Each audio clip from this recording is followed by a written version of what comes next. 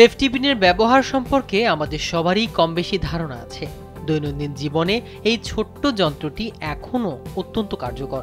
তবে এর দাম যদি হয় লাখ টাকা, তাহলে তো চোখ কপালে উঠবেই। এমনই এক ঘটনা বিশ্বজুড়ে এখন আলোচনার কেন্দ্রবিন্দুতে।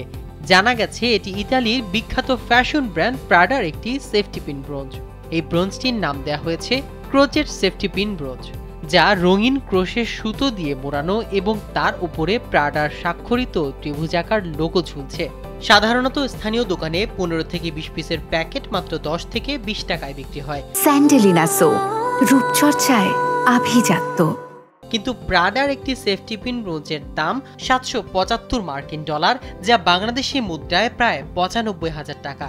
প্রাডার ওয়েবসাইটে লেখা আছে আকর্ষণীয় সেফটি পিন ব্রোঞ্জটিকে রঙিন ক্রোশে কর্ডের ডিটেল দিয়ে সমৃদ্ধ করা হয়েছে। ব্রোঞ্জটি পিতল এবং সুতার তৈরি এবং এর দৈর্ঘ্য প্রায় 3.15 ইঞ্চি।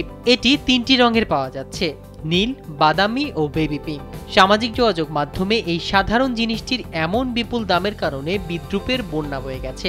একজন ব্যবহারকারী লিখেছেন, আমরা তো এমন জিনিস স্কুলে সূচিকর্ম কাজে ব্যবহার করতাম। আর একজন মজার ছলে বলেছে, আমি তো নিজের মতো রং বেছে নিয়ে বানিয়ে ফেলতে পারি, চাইলে সোনার চার্মও ব্যবহার করতে পারি।